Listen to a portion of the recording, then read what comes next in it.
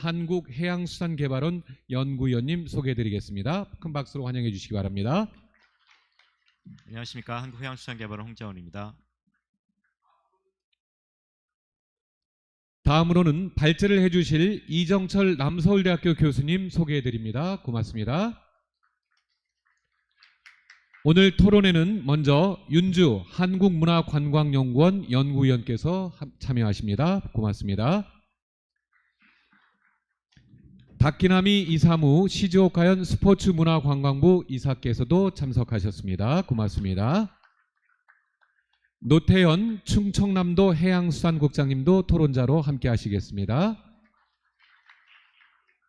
다나카 사부로 일본 크루즈 연구소 부회장님도 함께 하십니다. 네, 이제 제1세션의 주제는 홍장원 한국해양수산개발원 연구위원께서 진행해 주시겠습니다. 예, 방금 소개받은 한국해양수산개발원 홍장원입니다. 우선 제9회 환항해 포럼에 추천해 주셔서 대단히 감사하다는 말씀을 꼭 전해드리고 싶습니다. 제가 포럼을 몇 차례 보면서 7회, 8회 환항해 포럼을 보고 오늘 포럼을 보면서 가장 크게 달라진 점이 하나 있습니다. 여러분 느끼셨는지 모르겠지만 코로나가 끝나고 나니까 아무도 마스크를 안 쓰고 계시죠 지금. 그만큼 보다 적극적으로 아마 소통할 수 있는 기회가 됐다고 생각을 하고요. 오늘 환항해 포럼에서 그런 소통의 자리가 마련되기를 바랍니다. 오늘 사회자께서 말씀하셨듯이 오늘 포럼의 첫 번째 주제는 환항해 국가 간 크루즈 관광과 해양 문화의 교류 방안입니다. 좀 전에 코로나 말씀드렸듯이 코로나가 끝나고 나자 각 국가마다 크루즈 관광이 크게 활성화되고 있고 우리나라 역시 내년에는 크루즈 관광객이 크게 늘어날 것으로 예상되고 있습니다. 아마 그래서 바다를 연결한다는 의미에서 환항해를 아마 해양과 관광으로 문화로 연결하는 매개체가 크루즈라는 생각에서 저 세션 아마 주제가 크루즈 관광과 해양 문화가 되었다고 생각하고요. 조금 전에 사회자가 소개시켜드렸지만 제가 발제자 토론자분을 다시 한 번 더 소개해드리도록 하겠습니다. 그래서 이러한 크루즈 관광과 관련해서 가장 고생 많이 하시는 분 중에 한 분이 우리 한국해양관광학회 이정철 교수님인데요. 이정철 교수님께서 아마 오늘은 아마 충청남도하고 해양관광에 대해서 발표해 주실 것을 기대합니다. 다시 한번 말씀드리도록 하겠습니다. 예, 바로 발표 시작하시면 될 것 같습니다. 발표는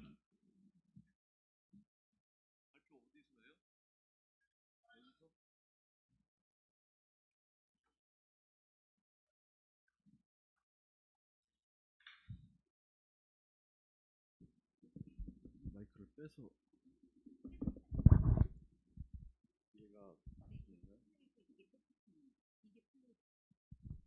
예, 다시 한번 큰 박수 부탁드리겠습니다. 예, 안녕하십니까. 남서울대학교에 근무하고 있고요. 현재 우리나라 유일하게 해양관광과 관련된 한국해양관광학회 전대 회장했고요. 지금 현재 편집위원장을 맡고 있습니다. 간단하게 제 소개를 조금 더 하자면 한 3년 됐나요? 충남 해양레저관광 중장기 전략 용역을 수행을 했고요. 그리고 한국관광공사에서 테마크루즈 관련한 프로젝트 용역을 수행을 했습니다. 이번 주제는 좀 더 구체적으로 이야기를 좀 하는 게 있는데요. 큰 주제를 봤을 때는 지역 소멸을 방지하기 위해서 지속 가능한 해양 관광은 어떻게 해야 될지에 대해서 설명을 해드리도록 하겠습니다. 영문으로 다 바꿔가지고 그죠? 자, 이 부분은 지역 소멸입니다. 전국의 지역 소멸 지역이고요. 오른쪽은 충청남도의 지역 소멸 지역입니다. 정부의 정책을 보면 대부분 이 지역 소멸을 방지하기 위해서 굉장히 많은 정책을 입안을 합니다. 거의 모든 정책을 보면 그 지역 소멸을 방지하고 그 지역에 대해서 도시의 재생을 통해서 지속 가능성이 있게끔 만들기 위한 정책을 수행을 합니다. 여러 가지 방법이 있겠지만 그 중에 하나로 정부에서 선택하고 있는 것이 관광입니다. 그 중에서 바다 쪽은 해양 관광 쪽을 중점적으로 어촌마을뿐만 아니라 지역 어떤 해양 관광지에서 여러 가지 방법을 동원을 해서 해양 관광을 통해서 지역 소멸을 방지하고 그 지역에서 이 해양 관광을 통해서 그 마을의 지속 가능성을 어떻게 갈 건지에 대한 정부의 집중적인 투자도 많이 이루어지고 있습니다. 그 중에 하나가 어촌 뉴딜 사업, 어촌 뉴딜 300 사업입니다. 그래서 저희 학교에서도 어촌 뉴딜 300 사업에 같이 참여를 했고요. 그리고 그 어촌 마을의 가치를 찾기 위한 노력들을 많이 합니다. 해양수산부에서도 하고 있는 사업인데요. 국가 중요업 유산입니다. 이 제도는 저희 나라에서 처음으로 시행을 했고요. 이것이 세계 농업 유산과 연계를 짓고 있습니다. 이 부분도 저희 해양관광학회에서 참여를 해서 진행을 하고 있고요. 저희 나라의 이러한 해양관광이 어디까지 발전이 되어 있냐면 이 부분이 유엔의 FAO 사업으로 인해서 전 세계에서 유엔에 가입한 국가를 대상으로 저개발 국가를 대상으로 해서 해양 관광을 통한 그 지역의 발전을 할 수 있게끔 우리가 가지고 있는 노하우를 전수를 하고 있습니다. 이 역시 지금 아프리카의 모잠비크와 관련된 UN, FAO와 사업을 저희 학회가 진행을 하고 있고요. 이 사업도 마무리가 약 11월 정도 되면 될 것 같습니다.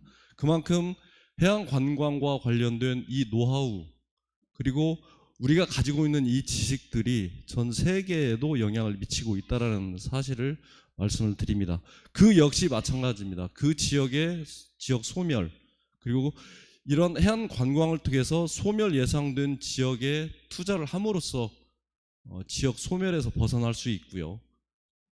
그 마을이 지속 가능하게 생존할 수 있도록 하는 정책들이 전 세계적으로 펼쳐지고 있습니다. 그 중에 하나가 해양 관광이라는 점은 굉장히 밝은 부분이죠. 이것은 지속 가능성에 대한 부분입니다. 정부의 사업이죠. 정부의 사업으로서 죄송한데 이거 한글로 띄워주시면 안 돼요? 영문으로 저한테 주신 적이 없어요. 이거 한글로 띄워주시면 여기 앉아 계신 분들이 주로 한국 분들이기 때문에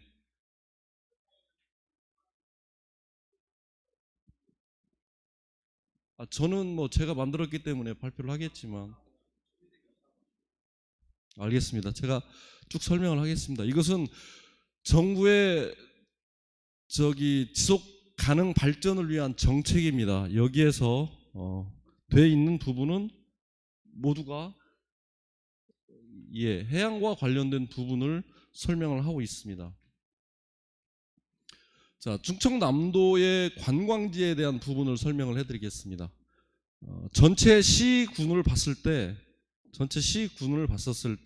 해양과 관련된 지역들이 일반 육지에 비해서 굉장히 방문객이 낮다고 나와 있고요. 여기는 그래도 해양 쪽에 상하원, 죽도에 있는 상하원이 방문객이 제일 많다고 통계적으로 나와 있습니다. 그리고 조금 요 부분도 해양 레저 부분과 어떤 자연 문화 탐방에 대한 방문객들의 선호도가 있습니다. 근데 넘버 1, 2가 음식이고요. 그 다음에 숙박입니다. 이 통계에 대해서도 여기 보시면 이쪽에 많이 방문하는 지역별로 나와 있습니다. 이 부분 나와 있는데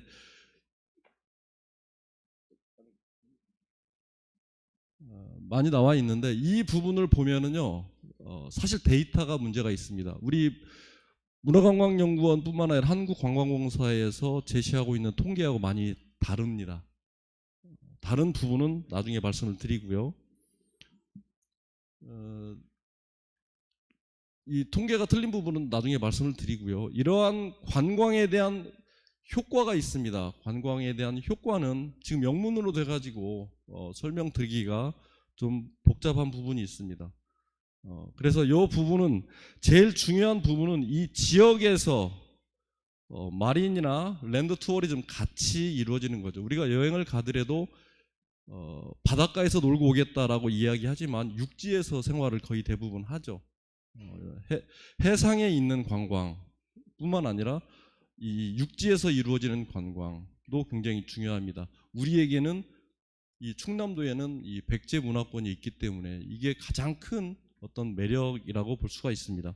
이 관광의 효과를 보면은요, 제일 중요한 부분은 예전의 관광과 지금의 관광의 차이가 있다는 것은 뭐냐면, 지금의 관광의 중심 마을 주민이라는 겁니다.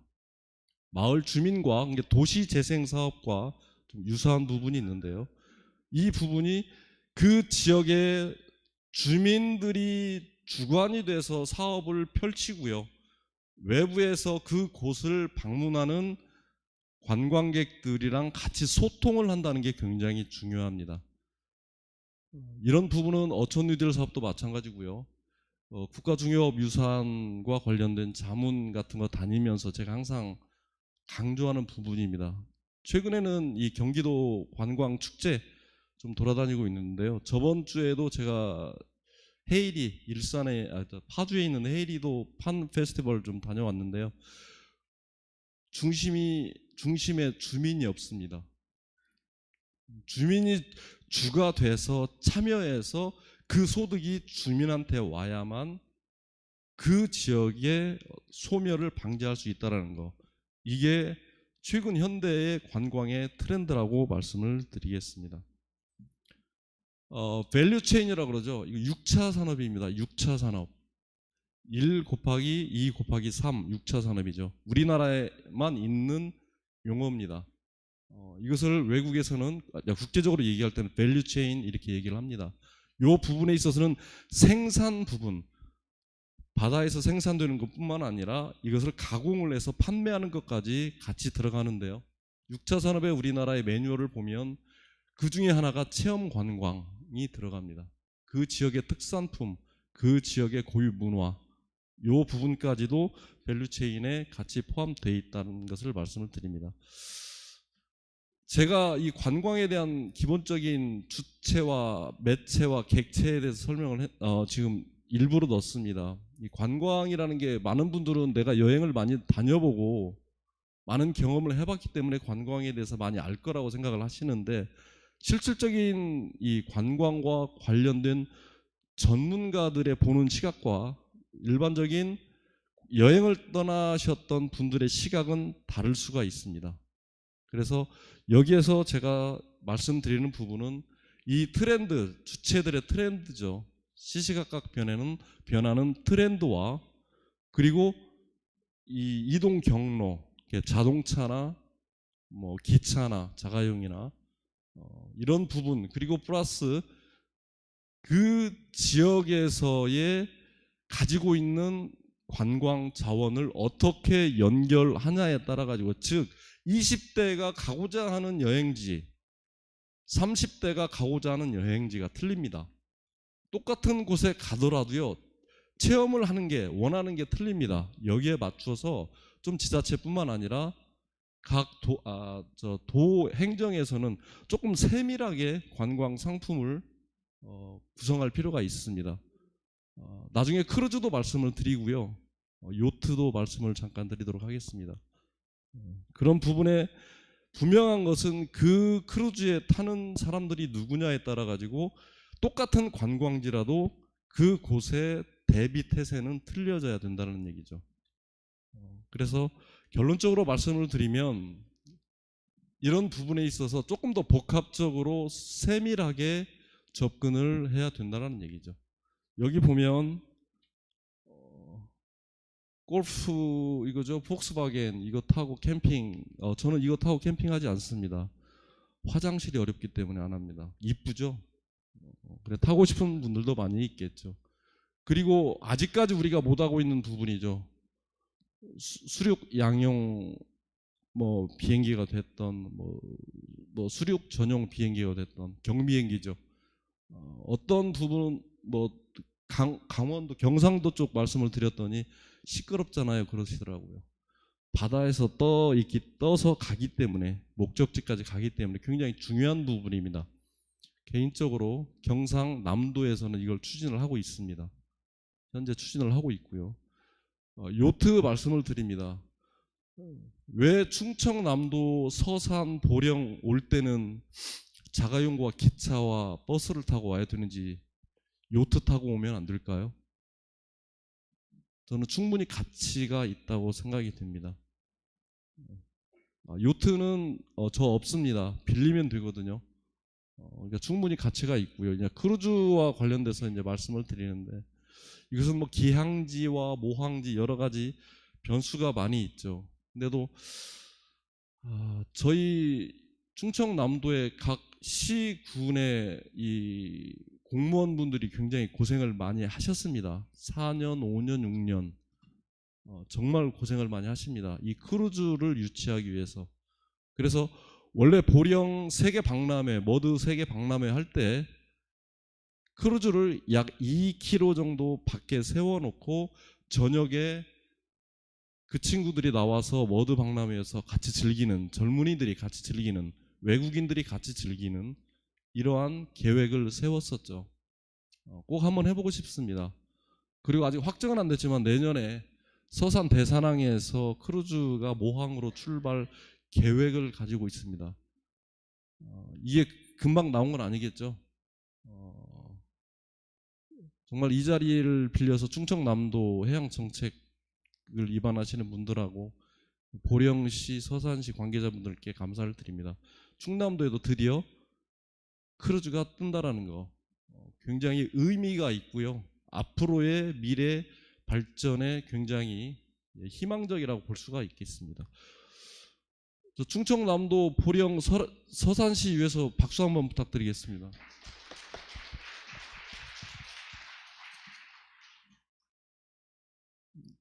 그 세레나호 제가 6월 달에 타고 똑같은 코스 갔다 왔습니다. 뭐 이건 뭐 목적지이기 때문에 아까 말씀드렸던 최근에 뭐 연령층별로 트렌드 부분을 생각을 하시면 되겠습니다. 아까 통계 부분을 말씀을 드렸는데요. 우리가 생각하는 부분과 아까 전에 말씀드렸었던 많은 사람들이 관광하는 지역과 장소가 다르다는 통계, 문화체육관광부에서 제시하는 통계의 차이가 있습니다. 그 차이는 뭐냐면 일반적으로 여기 관광 시설까지 들어갑니다. 여기에 들어가는 게 이 부여 롯데 리조트도 포함이 되어 있습니다. 여기를 방문하는 사람도 포함이 되어 있고요. 또 한 가지는 골프 치러 오시는 분들도 포함이 되어 있습니다. 숫자가 포함이 되어 있기 때문에 일반적으로 관광객, 여행을 위주로 하는 사람들의 통계와 문화체육관광부에서 하는 통계와 제가 앞에 제시하는 통계가 다소 차이가 있다라는 점 여러분 이해를 해주셨으면 좋겠고요. 여기는 시설이 기본적인 시설들이 다 들어가 있습니다. 다 들어가 있는 부분이고요. 제가 본격적으로 지금부터 말씀드리는 부분은 이 충청남도가 가지고 있는 이 역사 문화가 어마어마합니다. 그 부분을 잠깐 설명을 해드리도록 하겠습니다. 축제입니다. 축제. 이 축제와 아까 말씀드렸었던 트렌드에 참여하는 트렌드에 맞게끔 이 부분도 오시는 방문객들에 맞게끔 해줘야 되는 부분이고요. 여기도 대백제전도 여기도 포함이 돼 있죠. 이 부분 이 축제도 굉장히 관광산업에서는 중요하게 여깁니다. 이 축제를 방문하는 사람들이 외부에서 많이 오시기 때문에 얼마만큼 외부인들이 오셔서 체류하실 수 있는지, 그리고 여기에 오신 분들이 부여와 공주에만 들리지 않고 어떻게 하면 바닷가에서 체험할 수 있는지, 이게 굉장히 중요합니다. 그래서 이 부분까지도 생각을 해서 충청남도 관계자분들께서는 각 시도와 같이 서로 협업을 하는 게 중요하지 않을까 생각을 합니다. 세계 유산이 있습니다. 세계 유산이 이렇게 있고요. 공주 쪽에 많이 몰려 있고요. 부여도 지금 굉장히 많이 새롭게 재개발을 하고 있습니다. 부여 아니신 분들은 느낌이 어떠셨어요? 굉장히 좋죠. 부여 느낌이 굉장히 좋습니다. 이 부분들이 외부 분들이 많이 올 수 있게끔, 그리고 이 분들이 바다까지 방문할 수 있게끔 하는 해양관광 정책이 필요하답니다. 할 것 같습니다. 이건 갯벌입니다. 갯벌의 소중함. 근데 정확히 제가 잘 모르겠습니다. 우리 가로림만에 있는 갯벌 보셨습니까? 혹시 보신 분 계십니까? 그 갯골 사이로 다니는 조그만한 어선 보셨습니까? 너무 예쁩니다. 저는 그곳에서 요트를 타고 가고 싶습니다. 거기에서 우리나라 한국 물범을 보고 싶습니다. 저 선박 안 타고 요트 타면 좋겠습니다. 요트로 충분히 갯골, 그 이쁜 갯골을 갈 수가 있습니다. 그래서 문화유산에는 지금 안 들어가 있습니다. 그리고 우리나라 서해안의 특징, 해안 사구도 있습니다. 해안 사구, 신두리 해안 사구 너무 아름답습니다. 해안선이 4km, 5km 되는 데가 충청남도에는 굉장히 많습니다. 갯벌 이외에도 이런 부분도 굉장히 큰 해양 관광 자원이라고 볼 수가 있고요. 그리고 선사, 우리나라만이 가지고 있는 선사, 그 수덕사 많이 가시죠? 수덕사 같은 경우는 대웅전의 목조 건물입니다. 고려 시대에 맞나? 고려의 아니다. 백제의 이 건축 양식을 가지고 고려 충무왕 때 만든 겁니다. 그 옆에를 보시면 너무 예쁩니다. 플러스 문화관광 해설사의 이야기를 들으면 정말 맛깔스럽습니다. 이러한 곳들이 마곡사뿐만 아니라 굉장히 많이 있습니다. 이 부분 한번 보십시오. 기록유산도 한번 보시고요. 한산 모시 그리고 지푸라기 가지고 저기 하는 놀이하는 것들, 이것은 이것도 역시 세계 유산입니다. 과연 이곳에 사람들이 얼마나 많이 알고 가는 걸까요? 이것은 국가 중요업유산입니다. 지금 12개가 선정이 됐습니다. 근데 충남도는 하나도 없습니다. 충남도 도전을 했습니다. 광천에 토굴 새우젓 하고 또 한 가지는 서산에 어리굴젓 신청을 2번 했는데 안 됐습니다. 그 이유는 현재 국가 중요 어업유산의 기준은 어업입니다. 어업을 위주로 했습니다.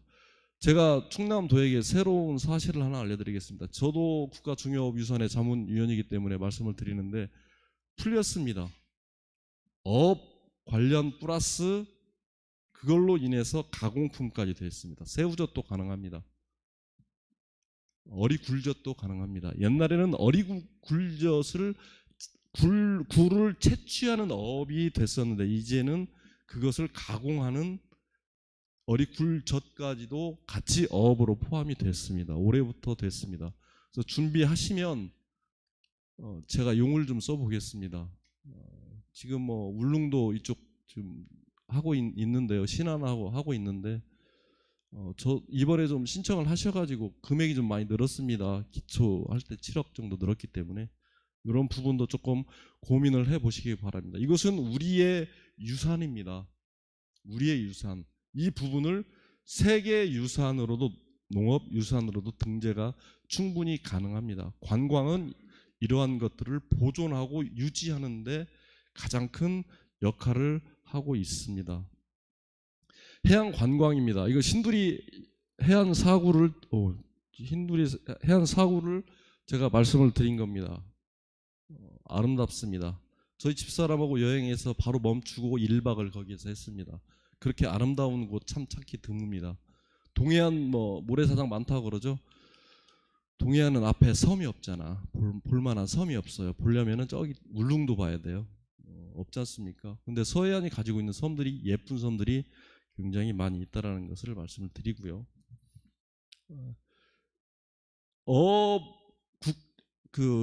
어촌에서 가장 중요한 부분은요. 거기는 노령화가 되어 있기 때문에 그분들의 삶이 중요합니다. 그래서 그분들이 쉬면서 같이 방문객들, 관광객들이랑 식사를 할 수 있는 공간. 제가 이거 직접 샌프란시스코 쪽에서 피시마켓 찍은 겁니다. 여기서는 특산품을 판매하고요. 여기서 식사를 하고 생물을 판매를 합니다. 이런 것도 조그마한 어촌 마을에서는 횟집 같은 게 없지 않습니까? 그럼으로써 소득을 올릴 수 있는 방안이 좀 필요하지 않을까라는 쪽으로 이 해양 관광에 대해서 어촌 주민이 우선이다라는 말씀을 드립니다.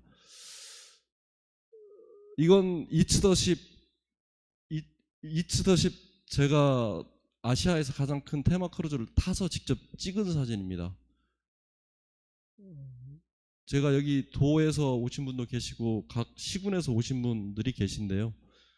11월 3일 날 싱가포르에서 출발합니다. 아직 캐빈 남아 있습니다. 여행사를 통하지 않습니다. 이것은 플라이 앤 크루즈입니다. 앞으로 우리나라가 이 충청남도가 지향해야 될 거, 기항지로서의 크루즈 플러스 플라이 앤 크루즈로서 어떤 테마 크루즈 부분을 건의를 드리고자 합니다. 요 부분은 요트입니다. 예. 요트들이 모여서 이 앞에서 굉장히 큰 파티를 할 수가 있습니다. 왜 못하는 거죠? 생각의 전환입니다. 다른 데는 다 하고 있습니다. 전 세계적으로 봤을 때 우리도 할 수 있습니다. 서해안에서도 할 수가 있습니다. 서해안에서 조금만 나가면은요, 요트 타고 나가면 다이빙 포인트가 있습니다. 많은 사람들이 물이 흐리다고 얘기하는데 절대 그러지 않습니다. 다이빙 포인트도 있고요. 예쁜 섬들이 너무 많습니다. 또 요트 타고 가고 싶어요. 타게 해주십시오. 충청남도. 크루즈 얼마든지 올 수가 있습니다. 그 부분은 지속적으로 말씀을 드리고요. 근데 그 중심은 지역 주민이라는 거죠. 아무리 해양 관광 산업이 발전을 했어도요, 그 이익이 수도권으로 빠져나가면 안 되지 않습니까? 그 부분이 돈이 충청남도에 남아 있어야 됩니다. 그래야만 그 지역에 소멸이라는 어떤 것들을 없앨 수 있고요. 그 마을이 지속 가능성 있게 발전할 수 있습니다. 그 방법 중에 하나가 해양 관광이라는 것을 계속 말씀을 드립니다. 여기 오서산 보셨죠? 이것도 제가 직접 찍은 건데요. 오서산 한번 가보세요. 거기 칼국수 정말 맛있습니다. 면발 끝내줍니다. 그렇게 면발, 일본의 우동의 면발보다 뒤지지 않습니다. 직접 뽑습니다. 그 누가 뽑아요? 마을 주민이 뽑습니다.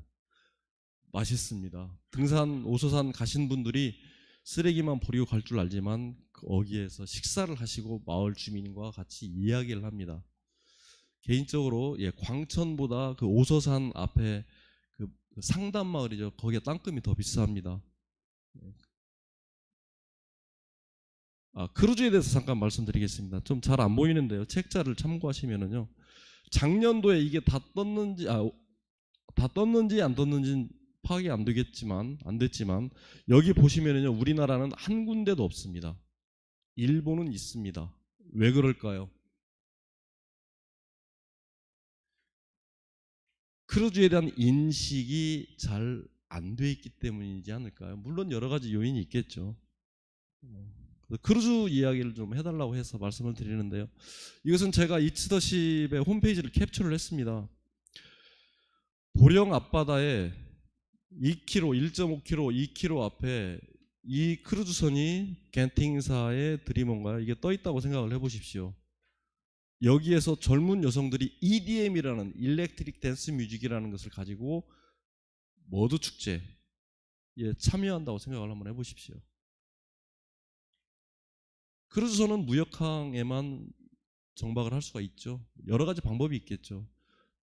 서산시와 보령시는 같이 협업을 하시면 정말 좋은 작품이 나오지 않을까.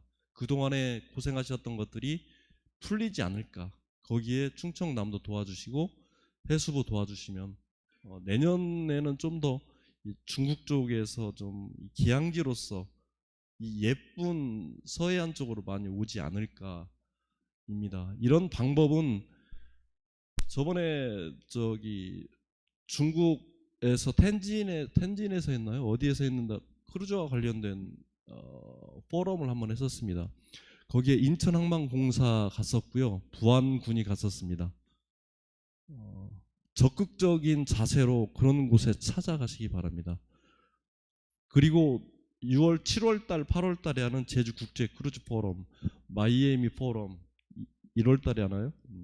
이런 데를 적극적으로 시군 담당자분들이 가셔야 됩니다. 가시기 전에 이츠더십 11월 3일부터 있습니다. 이것은 테마성이 너무 강합니다. 그래도 그 안에 배 안에까지도 이 EDM이라는 것을 프로그램을 만들어서 운항을 합니다. 우리 김영순 팀장님 한번 타시겠습니까? 캐빈 쌉니다. 타시면 방법이 나오실 거예요. 정말 한번 타십시오. 나이 드신 분들은 죄송하지만 45세 넘으시면 좀 참으시고요. 그 이하 되시는 주무관님이나 팀장님급으로 해서 도에서도 꼭 가셔야 됩니다. 김희진 팀장님 꼭 가시기 바랍니다. 조금 딸리는데, 나이가 딸리는데 꼭 가시면 아실 거예요. 거기에 CEO랑 한번 만나보세요. CFO 친구들 만나보십시오. 마케팅 디렉터가 마이클 한입니다. 한국 사람입니다. 그래서 이 부분을 라이센스를 5년짜리를 저희가 가져왔습니다. 근데 바로 코로나가 터져가지고 안 됐고요. 왜 그러냐면 테마크루즈 우리나라의 지도를 한번 보십시오. 중국, 일본, 북한, 러시아, 우리나라와 사이가 좋은 나라 있습니까? 없습니다. 그렇기 때문에 이거의 정치적인 상황에 너무 관광이 타격을 많이 입습니다. 그것은 제가 관광에 들어오면서부터 느꼈던 겁니다. 이 부분을 타개할 수 있는 건 K컬처를 중심으로 한 엔터테인먼트를 실은 크루즈입니다. 그럴 노하우가 없죠. 그렇기 때문에 이런 이츠더십을 통해서 그런 노하우를 3년만 배우면은요, 우리나라만의 독특한 테마 크루즈를 만들 수가 있습니다. 제가 6월 8일 날 똑같은 5월 8일 날 가는 코스로 오키나와 기럝 갔다 왔습니다. 그때 김호중 크루즈를 탔습니다. 많은 사람들은 이게 테마다. 테마가 굉장히 약한 크루즈입니다. 테마가 강한 크루즈는 그 안에 혼이 담겨져 있습니다. K컬처라는 혼, 가치가 담겨져 있어야 되고요. 그 안에 프로그램도 역시 K컬처가 담겨져 있어야 됩니다. 그것은 기획력입니다. 아직 우리는 테마에 대해서 많이 약합니다. 그래서 기획력을 가지고 있는 노하우를 우리가 3년만 배우자는 걸 제안드립니다. 무조건 됩니다. K컬처 잘 됩니다. 그걸 말씀을 드리려고 크루즈를 말씀을 드리고요. 요트죠. 이게 지금 보령시도 많은 분들은 잘 모르겠는데 한 몇 년 고생 하셔가지고 해수부에서 인공섬 OK가 난 것 같아요. 정부 사업으로서. 제가 그 고생 과정을 압니다. 근데 보령만 가지고는 안 되죠. 주위에 태안, 서산, 홍성 다 포함이 되죠. 같이 요트를 타고 다닐 수 있는 곳을 만들어 주셨으면 좋겠습니다. 그래서 조금 이 요트 산업을 전문가들한테 여쭤보면 아직까지 우리나라의 경제성이 약하기 때문에 지방까지 못 내려온다고 그럽니다. 그래서 충청남도가 선점을 해주셨으면 좋겠습니다.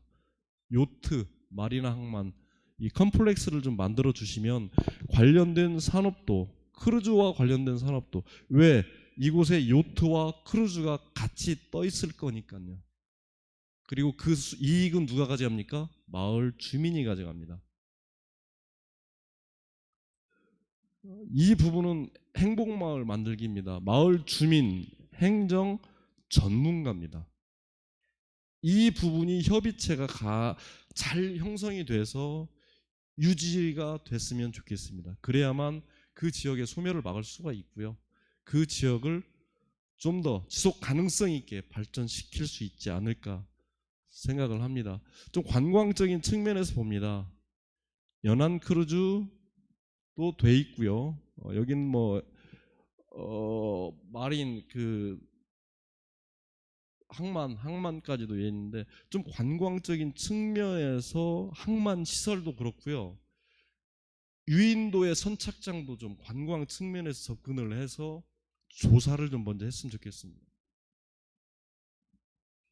조사를 해서 이것과 같이 이 부여 공주를 같이 엮어서 할 수 있으면 좋겠습니다. 이 부분은 먼저 우리가 좀 선행 꼭 했으면 하는 바람입니다. 그래서 이 부분이 포함이 돼서 어촌 주민이 행복한 어떤 어촌 마을이 됐으면 좋겠습니다. 이 부분은 현재 약 80개 정도 있습니다. 조그만하게 마중물 사업 이상으로 해서 정부가 도시재생 사업 쪽에 관련해서 가지고 있는 사업들입니다. 작게는 5천만 원, 크게는 2억, 3억까지 각 행정부처가 다 있습니다. 이 부분 행정가 분들도 하셔야 되지만 전문가 분들한테 의뢰를 하시면 이런 사업 자금을 충분히 끌어올 수 있게끔 하지 않을까라는 생각입니다. 이것으로서 제가 발표하기로 했었던 이 환황해권 해양관광에 대해서 발표를 마치도록 하겠습니다. 감사합니다. 예, 주제 발표를 해주신 이정철 교수님 큰 박수 부탁드리겠습니다.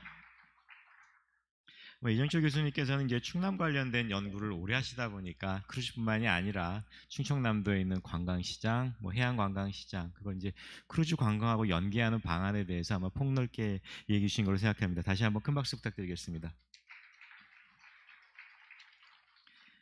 예, 이제 이정철 교수님의 발제를 둔으로 이제 토론자 4분을 모시고 12시 30분까지 한번 크루즈라는 주제로 한번 토론을 계속하겠습니다.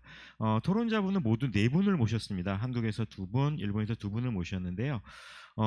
토론 세션을 시작하기 전에 한번 토론자분들에게 부탁을 좀 드렸습니다. 하면 이제 국내 얘기를 먼저 들었으니까 주변에 있는 일본 상황은 어떤지, 그리고 일본에 대해서 크루즈는 어떤지, 그리고 나서 한국의 크루즈 정책, 그리고 마지막으로 충청남도 해양수산 정책을 책임지신 국장님의 말씀을 듣는 순서로 시작하도록 하겠습니다. 그럼 첫 번째 토론자로 시즈오카현 스포츠 관광이사지 남과 이사님께서 페리에 관련된 내용도 일본에 대한 정책에 대해서 간단하게 소개해 주도록 하겠습니다. 큰 박수 부탁드리겠습니다.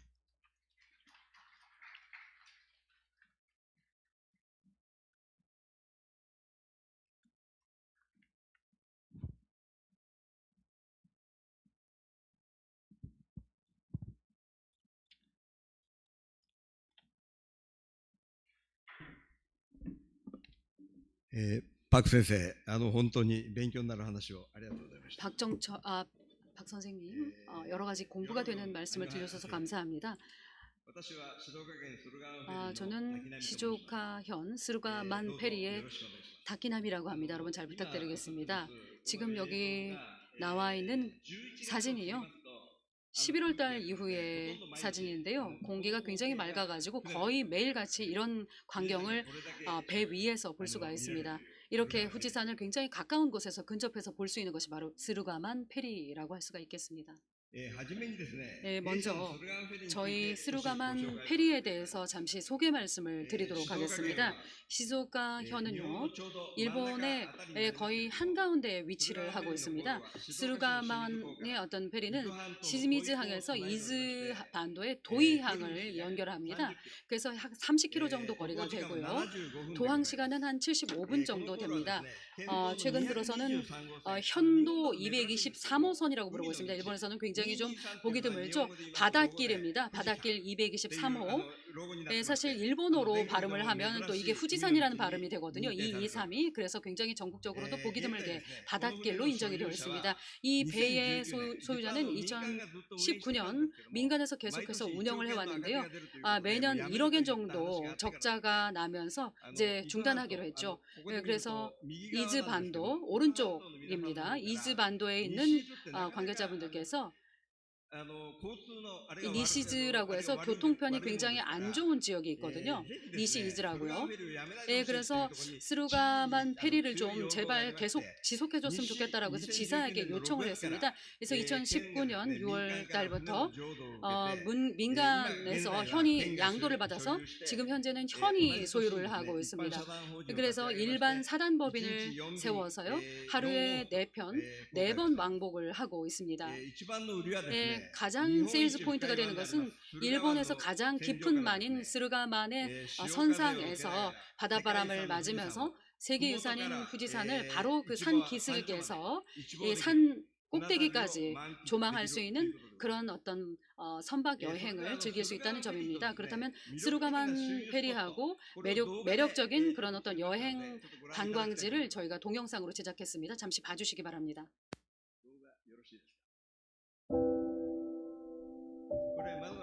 네, 우선 스루가만 페리 겨울 후지산의 모습을 보시고 계십니다.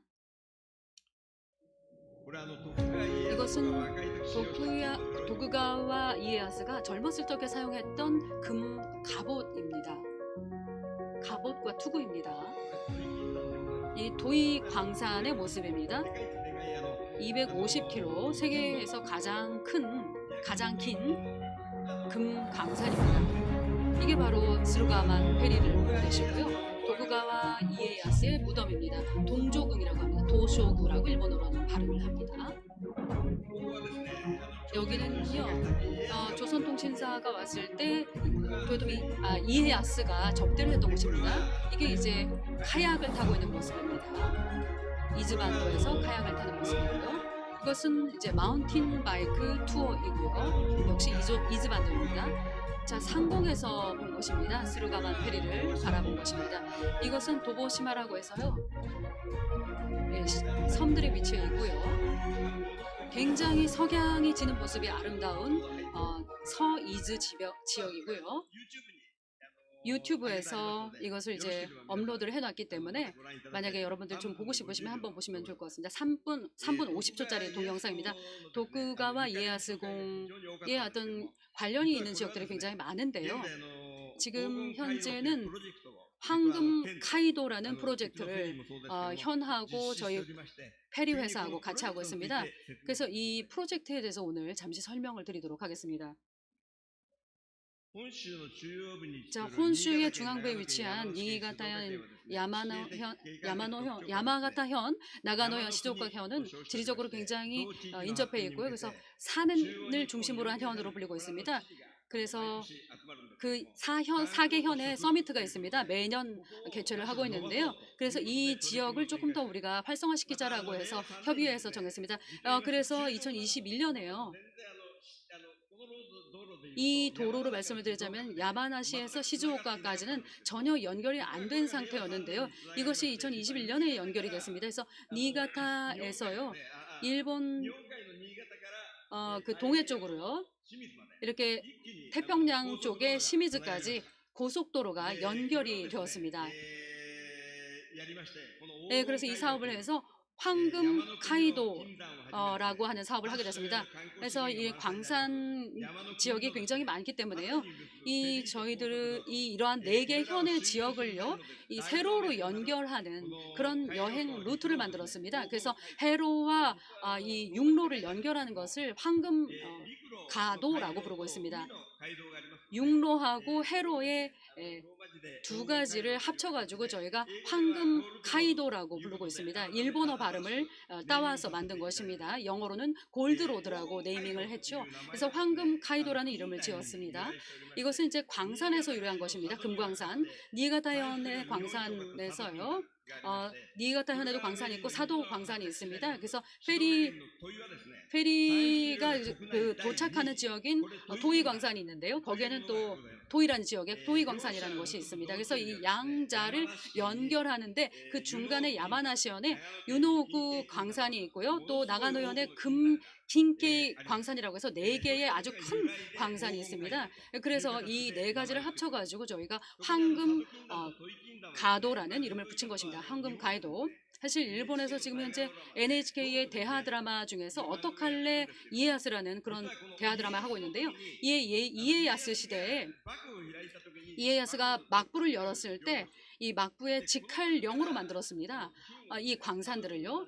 그래서 사도 광산, 도이 광산에서 본격적으로 금을 캐기 시작했죠. 그래서 에도 막부가 되면서 이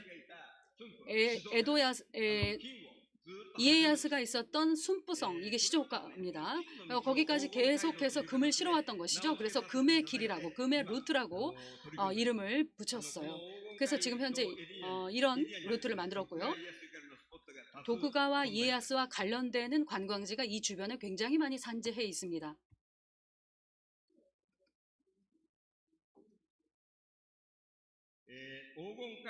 네, 황금 카이도라는 이름은요, 금광산에서 유래한 것입니다. 니가타현은 사도예요.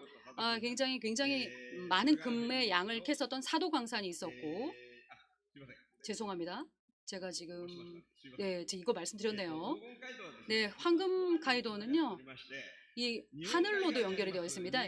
그 동해 쪽에 있는 니가타 공항이라든가 태평양 쪽의 시즈산 후지오카 공항, 그리고 이렇게 황금가이도 에리어에 직접적으로 접근을 할 수가 있는 그런 보시는 바와 같은 루트들이 있습니다. 이 공항에는요, 서울, 상하이, 또 타이베이 예, 국제적으로 정기편을 운영하고 있습니다. 그때 코로나19 영향으로 좀 운항을 중단했었는데요. 그런데 이제 올해부터 순차적으로 계속해서 운항을 재개하고 있습니다. 네, 계속해서 육지와 바다의 네트워크를 살펴보시면요, 일본 국내에 여러 가지 고속도로를 관리하는 넥스코라는 그런 기구가 있습니다. 그리고 동일본 이런 데 협력하에요. 지난 4월, 7월부터 이제 내년 4월까지요. 계속해서 이제 무료가 아니고요. 유료긴 유료인데 무제한으로 일정 금액을 지불하면은 고속도로를 드라이브할 수 있는 그런 플랜으로 제공을 하고 있습니다. 그리고 그런 분들에게는 저희 페리라든가 뭐 다른 관광지를 반절의 금액으로 제공해드리는 그런 캠페인도 하고 있습니다. 그리고 이 캠페인을 하면서 사도 금광, 그 다음에 도익 금광, 그리고 스루가만 페리, 사도 금광, 이 4개 사업자, 민간 사업자가요, 황금 가이도 진흥을 위해서 협정을 해서 할인 협정, 그리고 이제 여러 가지 콜라보레이션을 같이 지속하고 있습니다.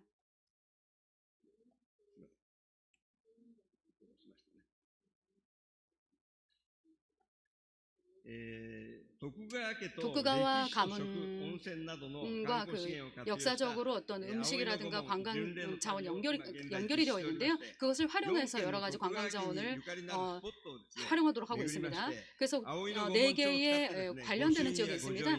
이런 아오이 문장이라고 해서요. 이파리 모양을 한 도쿠가와계의 상징인데요. 이런 그 어떤 관련되는 금화를 증정하기도 하고 책자를 증정하기도 하고 하는 여러 가지 캠페인을 하고 있습니다. 이와 더불어서요, 여러 사업자들을 모집해서요, 이 프로젝트를 연동한 어떤 상품 개발이라든가 어떤 상품의 할인 서비스 이런 것들도 저희들이 함께 하고 있습니다. 황금 가이도라는 프로젝트에 의해서 이 4개 지역을 전 세계에서 많은 관광객들이 몰릴 수 있는 그런 에리어로 지역으로 발전시켜 나갈 생각입니다. 계속해서 시즈오카현의 크루즈 진행 정책에 대해서 말씀을 드리도록 하겠습니다. 이 사진은요, 시미즈항의 입항에 있는 크루즈선의 모습이 되겠습니다. 시즈오카현은 국제 크루즈선에서 굉장히 인기가 있습니다.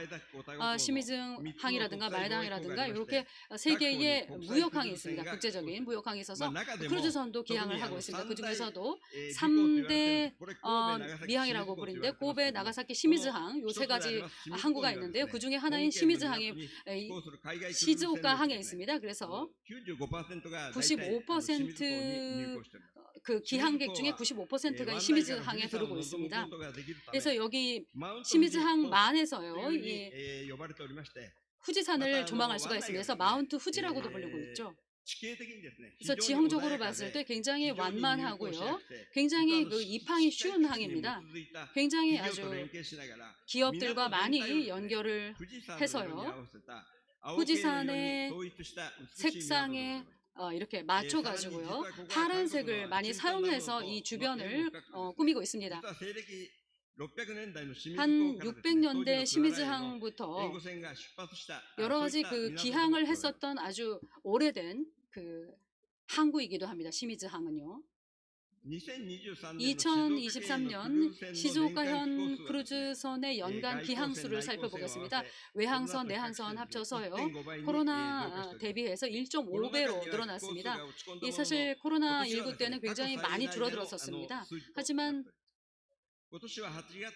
올해는 8월 이후부터 시미즈항은 65척, 뭐 오마이자키 항이라든가 다노 당호노 우라 항에서 각각 이렇게 보시는 바와 같이 크루즈선의 입항수가 많이 늘어나고 있고요. 기항 예정이 되어 있습니다. 이 이유로는 역시 엔화 약세로 인해서 크루즈에 대한 수요가 늘어났다는 점입니다. 그중에서도 시미즈에 들어오면 이제 후지산을 볼 수 있다는 장점이 있죠. 그리고 또 한국이라든가 또 대만으로 가는 그 남쪽으로 가는 그런 항구가요. 굉장히 유리하게 기항을 할 수 있다는 점입니다. 그리고 예전부터 크루즈항을 계속해서 운영을 해왔기 때문에 선사하고의 어떤 신뢰 구축 관계가 계속해서 이루어지고 있다는 점도 있겠습니다. 이것은 이제 코로나19 시기에도 계속해서 온라인으로 여러 가지 PR을 해왔던 것이 지금 현재로 이어지고 있다는 생각이 듭니다. 코로나19 이후에요. 국내에서 처음으로 어떤 국제 크루즈선이 기항한 것이 바로 이 시미즈 항이기도 합니다. 올해 5개월 동안 크루즈선의 그 국가별 승객수를 보면 북미 쪽에서 보시면 가장 많습니다. 유럽에서 한 7,000명 정도가 시조가에 오셨죠. 북미라든가 유럽에서 오시는 승객이 전체의 70%가량을 차지하고 있습니다. 한국이라든가 중국을 포함한 동아시아는 아직 한 13% 정도 차지하고 있는데요. 그래서 굉장히 앞으로 굉장히 그 성장성이 크다라고 생각을 하고 있습니다. 그리고 객선이 기항을 할 때는요, 다양한 기관과 연계를 해서 환영 사업이라죠. 예를 들어서 서해라든가 뭐 불꽃 축제라든가 뭐 이런 환영 사업을 실시하면서 시민 여러분들과 함께 환영하는 그런 체제, 이것을 관광 자원으로 만들어서 이것이 하나의 그 기항이 늘어나는 요인이 되고도 있다라는 생각이 듭니다. 크루즈선의 유치와 관련해서는요, 현내에서 그 유치위원회가 주체가 돼서 활동하고 있습니다. 그래서 선사를 방문한다든가 어떤 전람회에서 부스를 설치한다든가 여러 가지 그 팜트립 같은 것도 할 수 있습니다. 선사들은요, 지난 10년 동안 미국 방문을 했는데 한 20회, 그리고 유럽이 한 10차례 정도 했습니다. 최근 들어서는 이제 독일 함부르크에서 열린 전시회에도 저희가 참가를 한 바가 있습니다.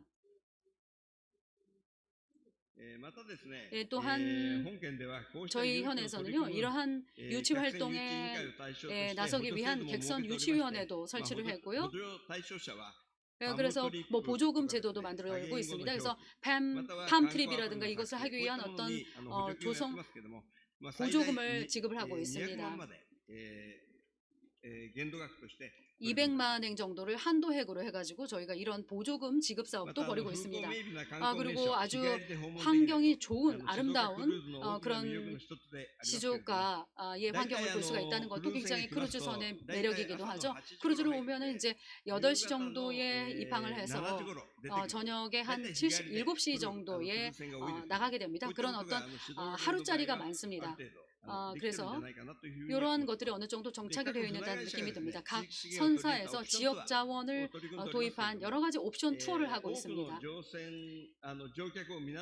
많은 승객들을 어떤 그 기항을 하도록 해서 내리도록 하셔서 이제 관광을 하실 수 있도록 하고 있습니다. 그리고 시미즈 항에는 세계유산인 미호의 소나무밭 마츠바라죠.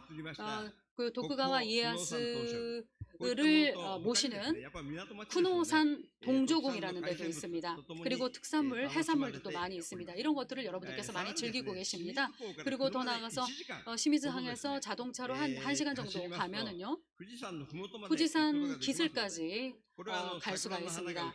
굉장히 그 벚꽃이 아름다운 어떤 그런 지역도 있고요. 그래서 후지산의 매력이라든가 문화적 가치를 알 수가 있고요. 그런 것들을 알리는 후지산 세계유산센터, 이런 것들도 가시는 분들이 많습니다.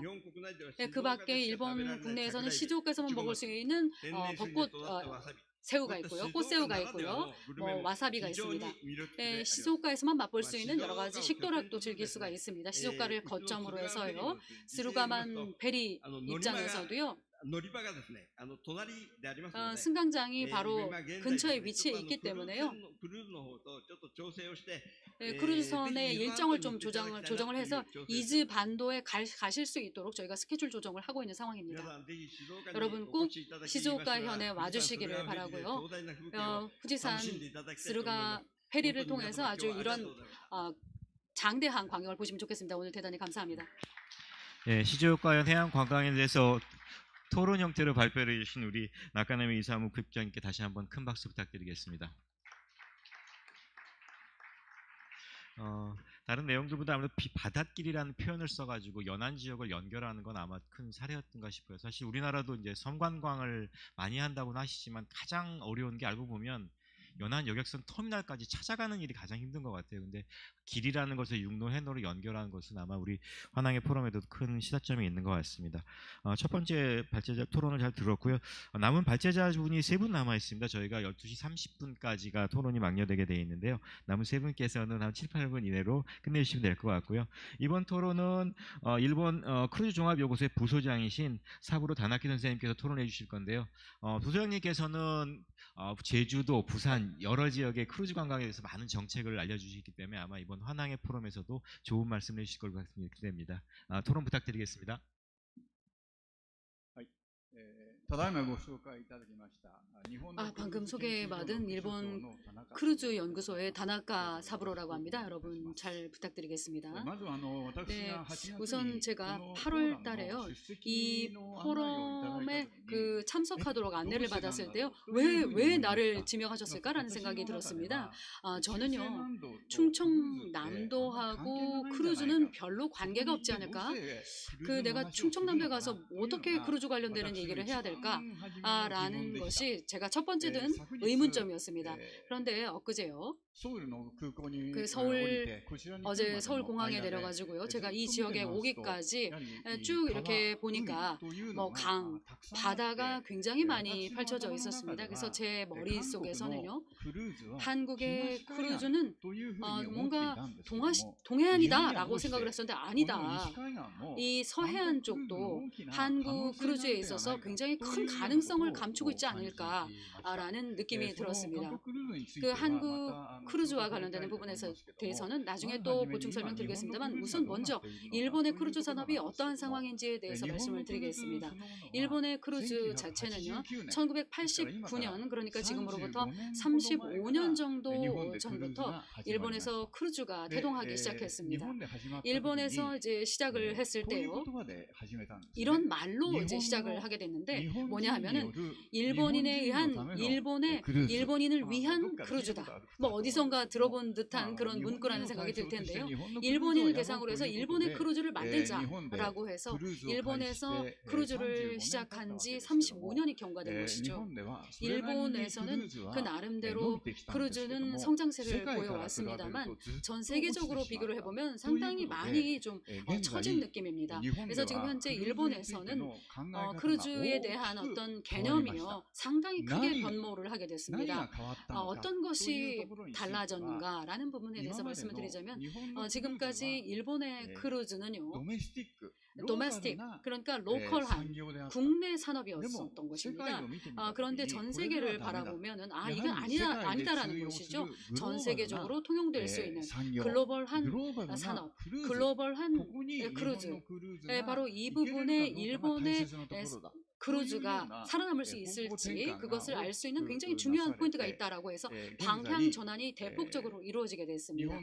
그래서 지금 현재 일본의 선사 크루즈 회사들은요 해외에서 선박을 조선을 하고 있습니다. 그러니까 일본 국내가 아니라 해외에다가 수주를 발주를 하고 있는 거죠. 그래서 해외에서 활약을 하는 선박을 일본에서 구매를 해서 일본에서 사업을 전개하려고 하고 있습니다. 그리고 해외의 크루즈 어드바이저를 일본 회사에 초빙을 해서 글로벌화를 도모해 나가자.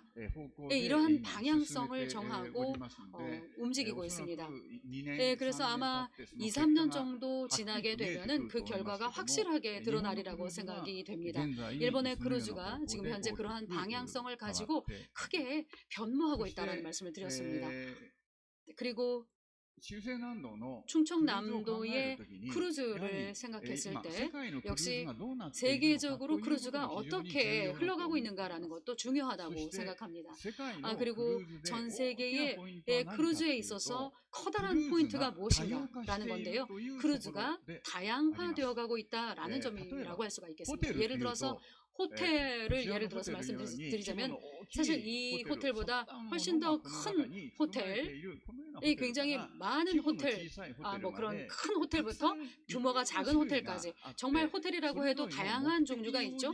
각각의 목적에 맞춰서 각각의 호텔을 이용할 수 있도록 하는 것이죠. 네, 이게 크루즈도 마찬가지라고 할 수가 있겠습니다. 크루즈선이라고 하면은 여러분들 다들 똑같은 것들을 머릿속에 떠올릴 수 있을 거라고 생각하는데요. 전혀 다른 내용들이 지금 크루즈와 관련해서 떠오르고 있습니다. 흔히 이제 얘기가 나오는 20만 톤급의 크루즈선, 한 400m짜리 길이에 20만 톤 정도 급의 승객이 한 5,000명, 6,000명 정도 수용할 수 있는 그런 선박들을 머릿속에 떠올리게 되겠죠. 그런데 이런 배들로부터 작은 배들까지 굉장히 많은 종류가 있습니다. 최근 특히 현저해지고 있는 것이 작고도 고급스러운 럭셔리 선박입니다. 톤급으로 말씀드리자면 1만 톤급 정도, 한 120m 정도 되는 길이의 크루즈선입니다. 그리고 한 200명 정도 수용 인원의 그런 작은 소형 크루즈선이 등장했습니다. 이것이 남극이라든가 북극 이런 지역에까지요. 정말 다양한 모험을 위한 크루즈를 하고 있습니다. 이러한 크루즈선이요. 최근에 동북아 지역에 계속해서 등장하고 있습니다. 일본에서도 올해만 하더라도요. 상당히 많은 수의 이런 소형 이 럭셔리 아주 그런 어떤 소형 선박들이 많이 등장하고 있습니다. 그 일본에 정박을 한다는 것은 한국에도 갈 수 있다는 얘기가 되겠습니다. 그래서 이런 부분에다가 우리가 포커스를 맞춰보면 이 충청남도의 항구 지역에서도요 많은 크루즈선을 받아들일 수 있는, 수용할 수 있는 그런 가능성이 높아지고 있다. 이렇게 말씀드릴 수 있지 않을까 싶습니다. 특히 그러한 크루즈선은요 어떤 그 항구에 접안을 해서 버스를 통해서 여기저기를 어떤 여행을 다니는 게 아니라 정박을 시켜놓고 그 주변에서 상륙을 해가지고 고객들께서요 지역 주민들과 교류하는 것, 문화라든가 어떤 식문화라든가 역사라든가 이런 것들을 즐길 수 있도록 하는 거죠. 그리고 다시 모선으로 돌아가서 크루즈선으로 가서 다음 항구로 기항을 하는 그런 크루즈의 형태가 지금 현재 등장했습니다. 이런 부분과 관련해서는요 상당히 가능성이 높지 않을까 싶습니다. 그런 생각도 들고요. 특히 이번에 환황의 포럼이라고 하시니까요. 저는 최근 수년 동안 한국 여러분들 또 중국 여러분들과 다양한 연계 협력을 해왔었습니다.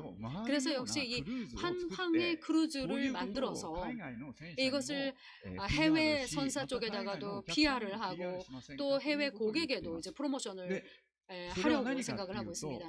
이게 무슨 말씀인고 하면요. 예를 들어서 한국의 항구, 충청남도로 말씀을 드리자면 뭐 대산항, 그리고 한국의 또 하나의 항구, 그리고 일본의 항구 2개, 중국의 항구 2곳, 이런 6개의 항구를 일주일 정도 이렇게 순회하는 그런 항로를 개발해 나갔으면 합니다. 그래서 누가 승객으로 승선을 할 것인가가 중요하겠죠. 모두 한국 사람이 다 그 크루즈선에 타는 게 아니라 각각의 국가에서요. 한국 사람도 타고 일본 사람도 타고 중국 사람도 타고 그리고 더 나아가서 최근 들어서는요. 플라이 앤 크루즈 아까 시조가 내용에서도 나왔습니다만 구미 쪽의 사람들께서요. 유럽과 미국 쪽의 사람들이 굉장히 동아시아에 관심도를 보이고 있습니다. 그래서 그 사람들을 비행기로 한꺼번에 불러서요. 그래서 선박으로 일주일 동안 이 3개국을 좀 순회하도록 하는 그런 거죠. 그래서 다 같이 협력을 해서 이 황해를 순회하는 그런 크루즈를 만드는 그런 부분도 굉장히 효과적이지 않을까라는 생각이 들었습니다. 네, 그래서 이렇게 할 때 그게 굉장히 이점으로 작용할 수 있는 부분이 있습니다. 예를 들어서 제가 대산항을 만약에 활용하게 된다면 비행기로 구미 각국의 사람들이 이제 인천공항에 내리죠. 그 사람들은 그대로 일반적으로 선박을 이용하지 않고요. 뭐 택시라든가 뭐 다른 뭐 비행장에서 가까운 공항에서 가까운 부분에서 그 가까운 데서 충청남도의 도시까지 와가지고 여기서 한 뭐 1박 정도 하면서 느긋하게 하루를 보내고요. 그리고 대산항으로 향해서 이 크루즈선을 타고 일주일간 크루즈 여행을 즐기고 다시 인천 공항을 경유해서 이제 귀국하는 그런 어떤 흐름을 생각할 수도 있겠습니다. 크루즈라는 것이 사실 정해져 있는 규칙이라는 게 없습니다. 그래서 우리가 이런 일을 좀 해보면 어떨까? 이런 노선을 계획해보면 어떨까? 이런 것들을 아이디어를 서로 모음으로써 본인들 입장에서 가장 이점이 있는 것을 만들 수 있습니다. 그런 크루즈를 만들 수 있기 때문에요. 앞으로도 계속해서 여러분들과 저희가 함께 힘을 합쳐서요. 이 황해 지역의 크루즈를 활성화시키기 위한 이 계획을 만들 수 있는 기회가 있었으면 좋겠습니다. 이상으로 제 발표를 마치도록 하겠습니다. 발언을 마치도록 하겠습니다. 감사합니다. 네, 일본 크루즈 현황에서 하신 소장님께 큰 박수 부탁드리도록 하겠습니다. 다른 것보다 이제 한국 간의 차이가 많이 난다는 것도 좀 특이겠고요. 그보다 가장 중요한 건 아마 서해안의 가치에 대해서 말씀해 주신 것 같아서 아마 환항해 포럼 이후에도 아마 일본과 크루즈를 협력할 때 큰 도움이 되지 않을까 싶습니다. 다음 토론자를 소개드리도록 하겠습니다. 다음 토론자는 한국문화관광연구원의 윤주 박사님이십니다. 윤 박사님은 이제 한국문화관광연에서 크루즈 정책하고 상품 개발에서 많은 말씀을 해주시는데 아마 오늘 특히 환항해 포럼과 연계된 아마 발표 내용을 말씀해 주실 것 같습니다. 부탁드리겠습니다. 네, 방금 소개받은 한국문화관광연구원의 윤주입니다. 이제 방금 이제 산악가 사부로 이제 부소장님께서도 여러 가지 이제 개념들을 좀 얘기를 해주신 것 같아요. 이제 다양화라든지 아니면 그 크루즈 선박의 어떤 그런 다양성인데 저는 약간 맥이 같으면서 또 보는 시각이 조금 다른 것 같긴 해요. 저는 이제 이 황해라는 이 시장에서 왜 이제 크루즈를 가져왔을까? 사실 우리나라에서 이 크루즈가 계속 논의되고 있는 시장은 남쪽에 있는 이제 부산 제주라든지 이제 동해 쪽인데 사실 그럼에도 불구하고 저희가 이 황해에서 왜 크루즈를 조금 더 중심을 가지고 가야 되는지에 대해서 조금 더 이제 말씀을 좀 드리고 그리고 그러면 정말 뭘 더 준비해야 될까? 어떻게 보면 후발주자지 않습니까? 그런 측면에서 좀 말씀드리고자 하는데 어쨌든 이제 저희가 좀 크루즈의 어떤 흐름을 좀 보고자 한다면 물론 이제 앞에서도 트렌드라든지 이렇게 보여주셨는데 수치를 좀 봐야 됩니다. 동북아 크루즈의 성장 추세를 보면은 지난 2013년에는 전체 크루즈 관광객 수가 그 아시아로 오는 한 150만 명 수준이었어요. 근데 이제 코로나 이전을 보면은 400만 명이 넘어서 연평균 성장률이 18%였습니다. 그러니까 오는 관광객도 늘었지만 역으로 저희가 이제 그 소스 마켓 아시아에서 크루즈를 타는 사람의 어떤 숫자를 보면은 같은 기간에 21%를 성장했습니다. 물론 그 성장에는 중국 시장이 크죠. 저는 이 환황의 이 동북아를 중심으로 한 이 시장에서 이 시장을 어쨌든 저희 서해안이 끼고 있는 충남도에서 이 시장을 놓칠 수가 없다는 거죠. 특히 장기적으로 봤었을 때 그럴 때 우리가 뭘 해야 될까에 대한 고민으로 우리 한국 시장을 보면은 어쨌든 한국도 2016년이 사실 피크였죠. 그 이제 글로벌 인바운드 크루즈 관광객들이 저희가 200만 명이 넘었습니다. 아시다시피 2017년도에 사드 이후에 중국 중심의 크루즈 관광객이 줄었죠. 그때 저희가 고민했던 것들이 이제 아까 다달카 사부로도 말씀하셨는데 다변화예요. 시장 다변화. 시장 다변화가 되면서 그나마 북미권이라든지 대만, 일본 크루즈를 유출했는데 저는 이제 그럼에도 불구하고 사실 이 시점이 중요한데 지난 8월에 어쨌든 저희가 중국 단체 관광 비자가 풀렸지 않습니까? 그러면 코로나 이전이나 사드 이전 같은 그 규모는 아니겠지만 점점 그 시장을 온다는 거죠. 특히 여기서는 저희가 황해라고 했었을 때 이미 크루즈는 인천이 어쨌든 이제 그 항만가 시장을 점유를 하고 있는데 그럼에도 불구하고 이 충청남도 쪽에 글로벌 크루즈를 받을 수 있고 그리고 아까 사부로 씨는 좀 다모항 개념으로서 어떤 약간 준모항 또 여러 가지 개념을 얘기하셨는데 그런 개념을 가져가기 위해서는 충청남도에서도 어떤 그런 항만의 어떤 선점을 해야 되는데 어쨌든 사실 크루즈는 저희가 그 얘기를 많이 합니다. 수요가 공급을 창출한 시장이 아닌 공급이 수요를 창출한다고요. 사실 항만이 있어야 되지 않습니까? 서산의 대사항이 어쨌든 있습니다. 사실 이제 코로나로 이제 국제 선박을 유치를 못했지만 국제 외교 터미널이 있고요. 그러면 기본적으로 인프라를 가지고 있다는 얘기입니다. 사실 이게 인프라가 중요한 게 사실은 이제 역으로 생각하면 아니 어쨌든 중국에서 오는 수요가 인천 쪽이라든지 아래로 갈 텐데 과연 그런 어떤 가능성이 있을까? 근데 저는 여기서 저희가 좀 고민해야 될 것들이 점점점 관광객은 증가를 하고 그리고 이 기항지의 다양화가 요구됩니다. 기존에 어쨌든 부산이나 제주나 사실 최근에 속초, 포항도 있죠. 서쪽은 사실 인천밖에 없습니다. 그러면 기항지, 즉 목적지로서의 다양화도 충청도가 저는 가져가야 된다라고 보고 있는 거고요. 그 목적지를 다양화하기 위해서는 1차적으로는 대사항을 중심으로 저는 조금 더 적극적인 글로벌 크루즈 유치라든지 이게들이 필요하다고 보는데 그러기 위해서는 충청도가 뭘 더 준비를 할까라는 측면에서 사실은 딱 기본 로직이에요. 제가 항상 얘기하는 앞서 조금 뭐 나왔던 얘기긴 한데 어쨌든 이게 저희가 후발주자지 않습니까? 기항지로서는 그러면은 기존에 어떤 여기는 관광 목적지다, 크루즈 기항지의 목적지다, 새로운 항만이라는 브랜드 이미지를 가져가야 됩니다. 대상으로 글로벌 크루즈 배가 올 수 있고 그리고 여기서도 다양한 관광지가 있다라는 그런 이미지 메이킹을 해야 되는데 그 이미지 메이킹과 함께 결국은 항만 인프라 말고 사실 이제 기항지 관광 프로그램이죠. 기항지 관광 프로그램은 사실 특화하기가 쉽지 않습니다. 어디다 다 있는 프로그램도 유사한데 그럼에도 불구하고 인근 경제시장인 인천과는 차별화돼야 되는 거고요. 그 차별화에 아마 앞서 이제 이정철 교수님께서 다양한 그 충남이 가지고 있는 자원들을 얘기해 주셨는데 뭐 자원들을 관광 상품화하는 거는 하면 하죠. 근데 이제 크루즈 기항지 관광에 대한 이해도가 필요한 거죠. 기항지 관광객들이 왔었을 때는 아마 아시다시피 그 당일 투어로 한 8시간 정도예요. 8시간에서 선화선 시간 빼면 한 6시간인데 그 6시간 내에 얼마나 많은 프로그램들을 가지고 있는가. 그리고 이제 관광의 트렌드가 변했는데 어쨌든 대사항이 뭐 10만 톤 이상의 크루즈를 이제 받는다고 하면 물론 소형 크루즈도 있겠지만 기본적으로 대형화되어 있는데 예전같이 이렇게 많은 단체로 움직이지 않습니다. 그러면 소형 그룹들이 어떻게 움직일 것인가?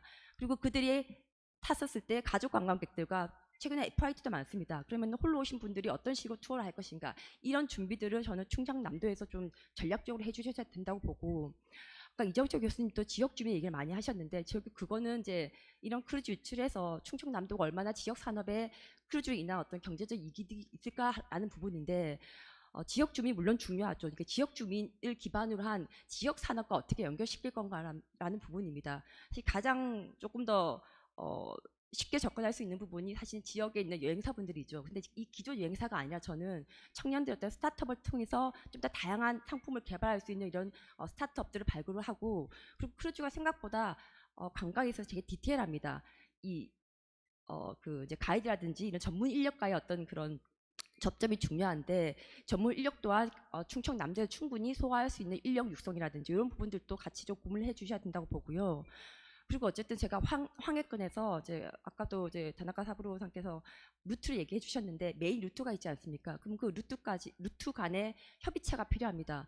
앞서 부지사님께서도 이제 연합체 얘기를 하시면서 한중일 베트남 연합체 얘기를 하셨는데 충남으로 이끌 수 있는 저는 이제 계속 어쨌든 뭐 지금이야 후발 주자지만 조금 더 나중에 키맨 역할을 할 수 있는 어떤 그런 협의체에서 지속적으로 기존 협의체 나가는 것도 중요하지만 저는 또 다른 협의체를 계속 발굴하는 것도 중요하다고 생각합니다. 특히 이런 환항의 포럼을 통해서 어쨌든 글로벌 포럼이지 않습니까? 지속적 협의체를 가져가고 그 협의체를 가져가면서 중장기적으로 서해안을 어떻게 가져갈 것인가. 단기로는 물론 카페도 좋겠죠. 근데 장기적으로는 아까 플라잉 브리지 얘기하셨는데 저는 인천도 있겠지만 서산 공항이 생긴다고 하면은 오히려 그냥 서산으로 가져오는 거죠. 이런 장기적인 비전을 가지고 저는 이 황해 포럼에서 어떻게 크루즈를 좀 더 발전할까 이런 고민들을 좀 하면 조금 더 단계 스텝들을 밟아가면서 좀 더 발전적인 얘기가 되지 않을까 이제 그렇게 생각합니다. 예, 이상입니다. 예, 토론해 주신 윤주 박사님께 다시 한번 큰 박수 부탁드리겠습니다. 아마 후발 주자인 충청남도가 준비해야 될 것하고 했던 브랜드부터 말씀해 주신 것 같은데요. 아마 발제 토론을 통해서 아마 충청남도에 요청한 게 되게 많은 것 같습니다. 그래서 지금 마지막 내용은 충청남도 우리 해양수산국을 책임지시는 해양수산국장님께서 한번 노태현 해양수산국장님께서 한번 토론해 주시도록 하겠습니다. 예, 부탁드리겠습니다. 큰 박수 부탁드립니다. 예, 먼저 이 자리에 이렇게 참석해 주신 내외 기빈 여러분께 감사를 드립니다. 지금 점심식사 시간이 거의 된 것 같아서 제가 짧게 하도록 하겠습니다. 또 이렇게 차장이신 우리 홍장원 저 연구위원님 또 팔찌자 이정철 교수님께 감사드리고 또 윤주 연구위원께 감사를 드립니다. 특히 일본에서 우리 다카나미 이사님 부장님 또 사부로 타나카 부소장님께 감사를 드립니다. 우리 충청남도의 그 해양 관광에 대해서 지금 이렇게 많은 말씀을 주셨는데요. 자, 우리 충청남도의 해양 이 산업에 대해서 간단하게 한번 말씀을 드리겠습니다. 먼저 한 황해권 국가 간의 이제 우리 해안 관광 협력을 이제 확대 나가고 있는데요. 우리 지사님이 민선 8기 공약 중에 하나가 이제 한국판 골드코스트입니다. 그래서 호주에 있는 이제 골드코스트 있지 않습니까? 그래서 우리 도로 따지면 해양 레저 관광 도시를 구축하고 또 가로림만 해양정원, 또 해양치유센터, 갯벌 복원, 또 마리나 이렇게 크게 5가지 정도가 되는데요. 그렇게 이제 지사님의 공약부터가 이렇게 골드코스트부터 시작했다는 말씀이고요.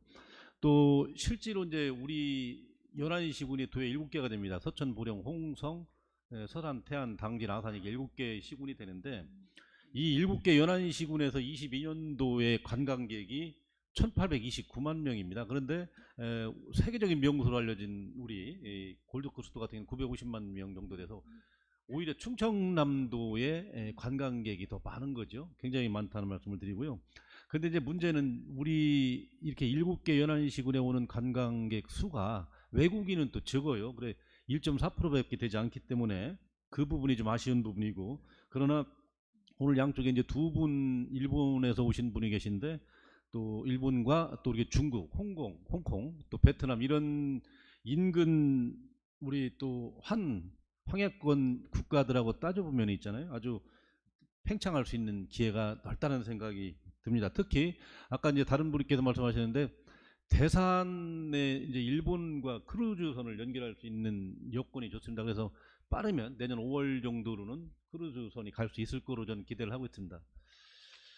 그리고 우리 이제 농촌의 문제가 또 이제 기회촌이 있어요.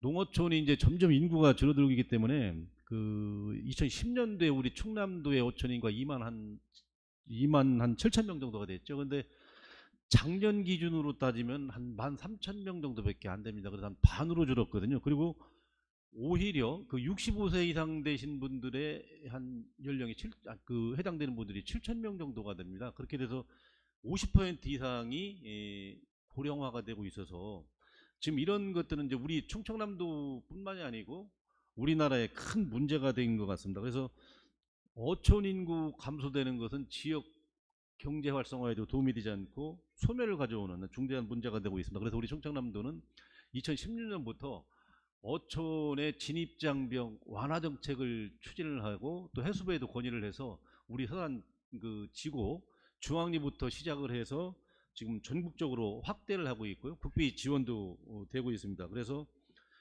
우리 충청남도가 전국에서 기호기촌 하는데 1위로 작년 말 이제 들어섰습니다. 전국의 기호인 수가 36%가 우리 충청남도에 있다는 말씀을 드리고, 시군별로는 태안군이 1위고 그리고 보령시가 3위를 전국에서 차지한 만큼 기호기촌에 신경 쓰고 있다는 말씀을 드리고요. 또 우리 발표해 주신 이정철 교수님께 말씀 중에서도 이제 블루 투어리즘이라든지 어촌 정주여건 개선 이런 것들도 같이 추진하고 있다는 게 말씀을 드립니다. 또 이제 제가 세 번째는 세계가 주목하는 이제 해양 레저 관광인데, 아까도 말씀드렸습니다. 우리 저기 윤주 박사님도 말씀하셨습니다만은 가로림만 해양정원 같은 경우가 지금 우리 충청남도로서는 굉장히 중요합니다. 그래서 지금 현재 기재부의 KDI죠. KDI에서 타당성 재조사가 진행 중인데 지금 CVA 방식의 여론조사를 지금 하고 있습니다. 만약에 이것이 통과가 되면 서산 지국 중앙리부터 대산 웅도, 오지, 벌만 이렇게 태안에 이르는 가로림만에 대해서는 큰 아주 해양정원이 조성이 된다 이렇게 말씀을 드리고, 또 서천 같은 경우는 해양 바이오 산업이 지금 굉장한 빠른 속도로 진행되고 있거든요. 그래서 바이오와 관련해서 이제 한국 폴리텍 대학교 해양수산 캠퍼스가 26년 3월에 준공이 될 거고요. 또 산업화 지원센터가 약 한 347억 원이 진행되는데 그것도 내년 6월이면 준공이 될 거고, 또 인증지원센터가 또 한 250억이 지금 투입되고 있는데 그것도 곧 준공이 될 겁니다. 그리고 이제 블루카본 실증화센터도 320억짜리가 지금 진행이 되고 있고요. 또 수장 연구도 한 440억 정도가 들어가는 것도 진행을 하고, 또 방문자 센터, 그래서 이제 거기가 갯벌 보전본부가 안 됐지만 거기 갯벌의 최대한 지역이기 때문에 방문자 센터가 들어서고 있다는 말씀을 드리고, 이렇게 그 서천 지역은 그 바이오와 관련한 국내 최대의 관광지이면서 탄소 중립을 실천할 수 있는 대로 지금 추진하고 있다는 말씀을 드리고요.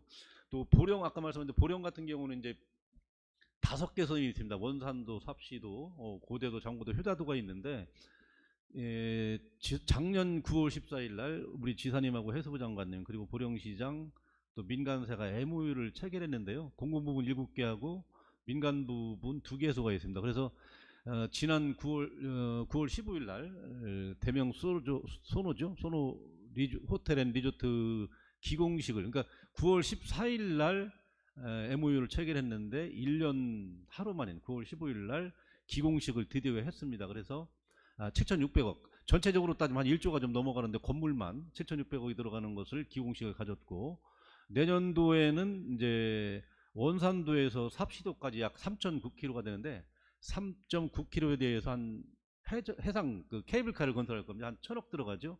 내년도에 착공할 거고, 또 우리 공공 부분에서는 우리 레저 센터를 400억이 들어가는데 얼마 전에 해수부 공모사업에 우리가 선정이 됐습니다. 그래서 그걸 하고, 또 거점 마리나가 필요해서 약 450억 정도가 들어가는데, 여기 내용 중에서도 마리나가 많이 들어가지만은 이제 원산도에다가 마리나를 하고, 헬스케어 복합단지도 540억 정도 들어갑니다만은 그 추진 중에 있고요.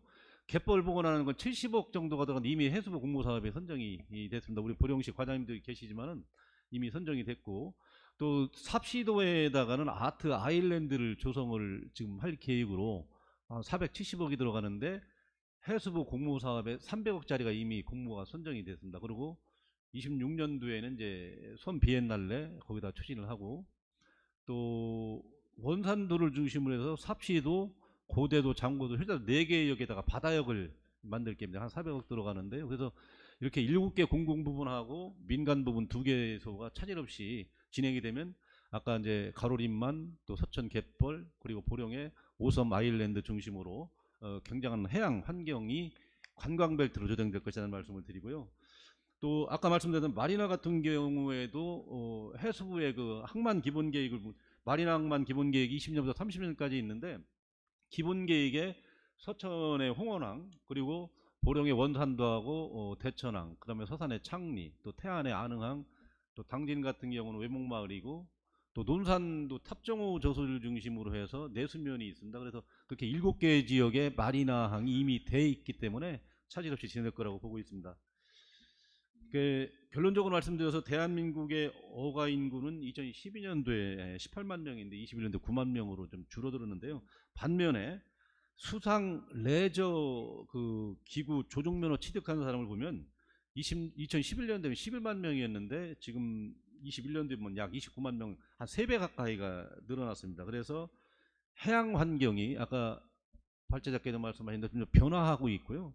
우리 충남을 중심으로 해양 환경도 급격히 발전할 것으로 이렇게 보고 있습니다.